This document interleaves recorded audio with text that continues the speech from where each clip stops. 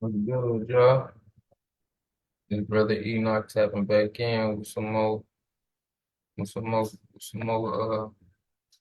some more knowledge for y'all. Hope everybody enjoying themselves this good morning. Happy Saturday, y'all. All praise due to the Most High. I'm gonna be real brief. I'm tired. I ain't even gonna lie. Tired. So we ain't really gonna get into a lot of stuff, but we're gonna get into some. We're gonna get into some. We're gonna get into some stuff. We're just gonna knock some stuff out the ballpark for y'all. I'm gonna come back on later on today and go ahead and drop some more gems for y'all. But I'm gonna just leave y'all with something to think about on this good Saturday morning. One Saturday morning.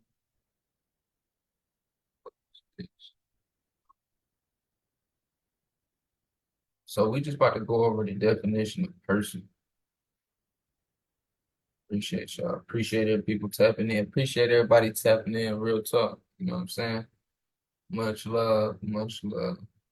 So as we know, everybody posts person up on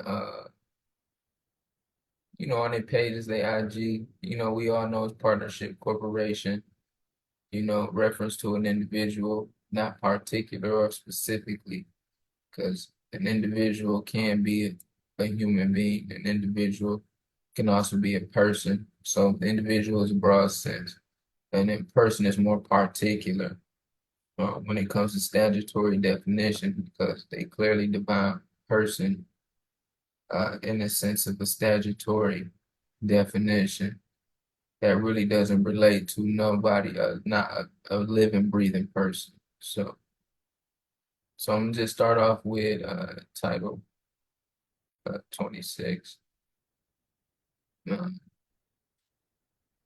7343, excuse me. I'm beat, I'm tired, I am. But then the term person that's used in this chapter includes, remind you guys, this is 26, title 26, so people that pay taxes are considered employers and employees and officers. Okay, that's why I said that you're an employee for your estate. So in a sense, you acting as a trustee of person, I guess. But here we are. The term person as used in this chapter includes an officer or an employee of a corporation, or a member or an employee of a partnership who has such who as such officer, employee, or member is under a duty to perform the act in respects to which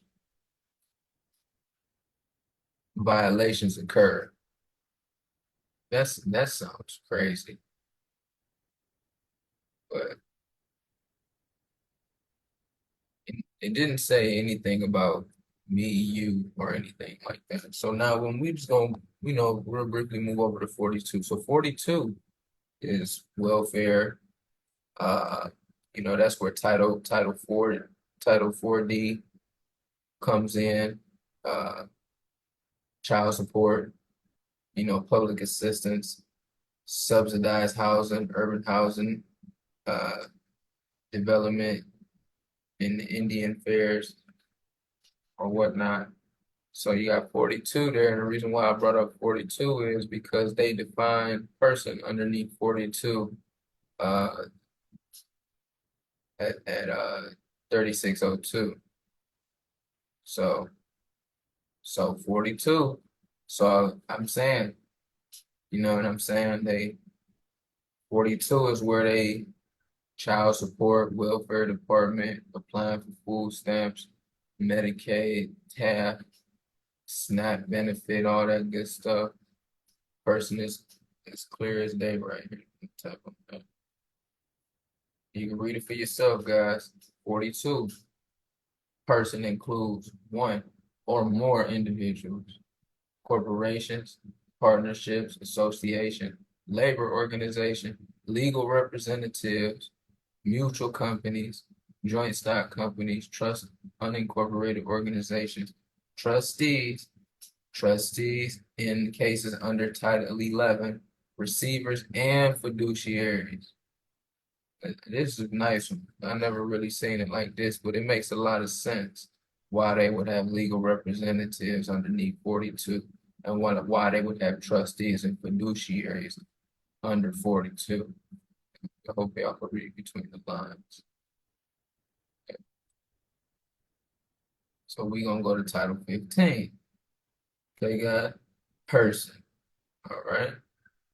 Let's see what person is here.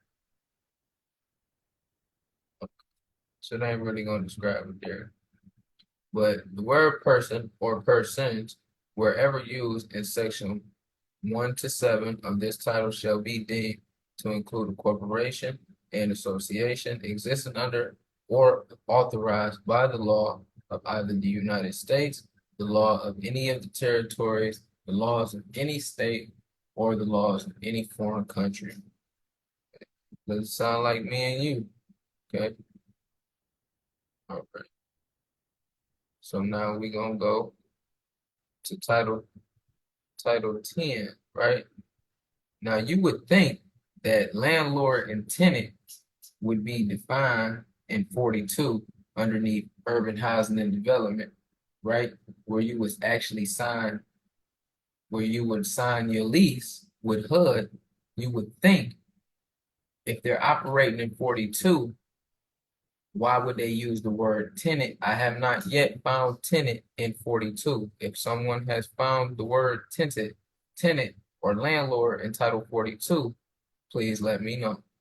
So, so for 10, so mind you, urban housing and development under Title 42 in HUD, they have landlords as a property manager, which is the property manager description. A landlord, the property manager and the landlord is two different, it seems to me as it's two different things underneath Title 10. I haven't found landlord in Title 42 neither, which I feel like they should be. If they're in the contract, you understand? But so the question would be, I mean, what definition are you guys addressing me by 42? Is tenant and landlord in there? Or are you addressing me by a tenant as defined in Title 10, which is positive law? It's crazy. So term tenant means a member of the armed force.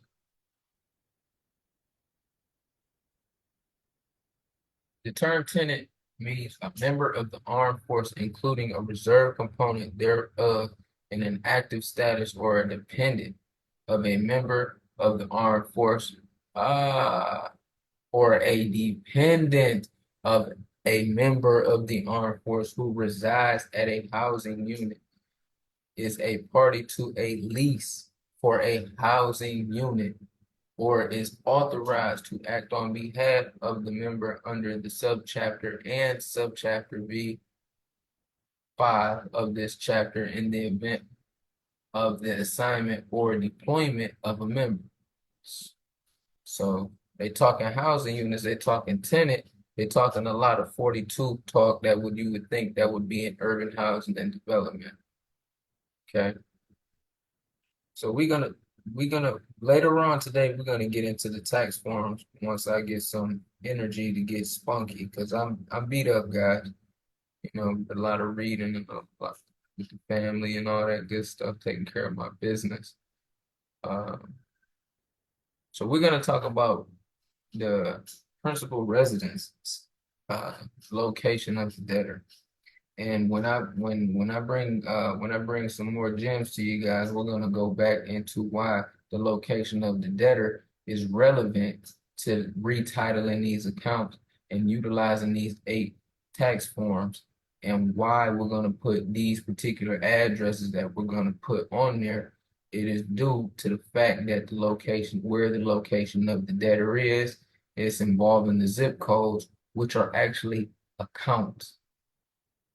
Okay, so your address is an account. Okay, now I'm gonna explain that more later on today. All right. So location of a debtor, except as otherwise provided in this section, the following rules determine a debtor's location. A debtor who is an individual is located at an individual's principal residence. A debtor that is organized, that is an organization, key word, a debtor that, watch this, y'all, a debtor that is an organization and has only one place of business is located at its place of business. Right? Make it make sense, guys. They be talking crazy. All right, let's look at 3. Okay. A debtor that is an organization and has more than one place of business is located at its chief executive office. All right. Pay close attention. I'm gonna pull it together for y'all. Okay. Subsection B applies only if. Okay. So they saying right here, this is subsection B. Okay. It only applies, subsection B only applies if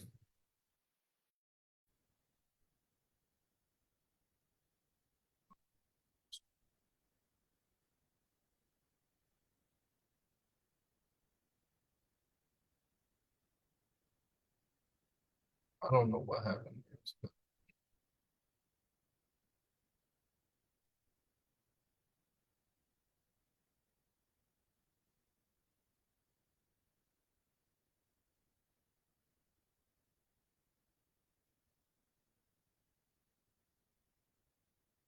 So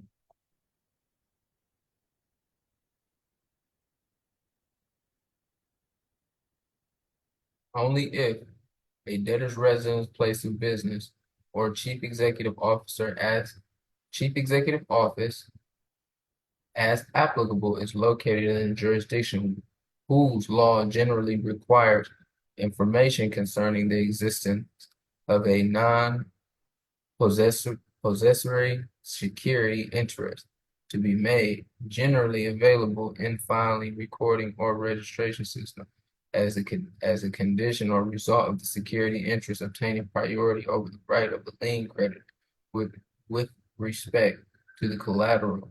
If subsection B does not apply, if subsection B does not apply,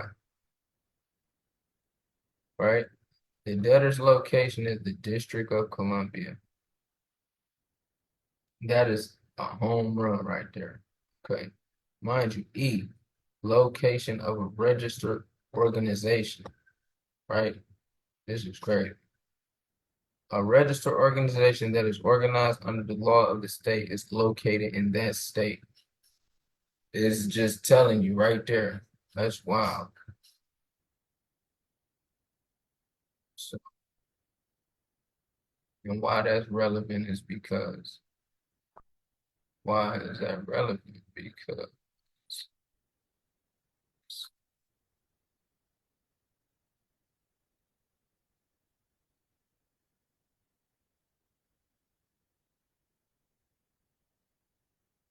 we're gonna go registered organization. So registered organization means an organization solely under the laws of a single state. Sounds like a birth certificate. Or the United States by filing of a public organic record. Birth certificate is a public organic record. With the issuance of the public organic record by or the enactment of legislation by the state or the United States. The term includes a business trust that is formed or organized under the laws of a single state. If a statute of the state governing business trust, if the statute of the state governing the business trust requires that the business trust public organic record be filed with the state.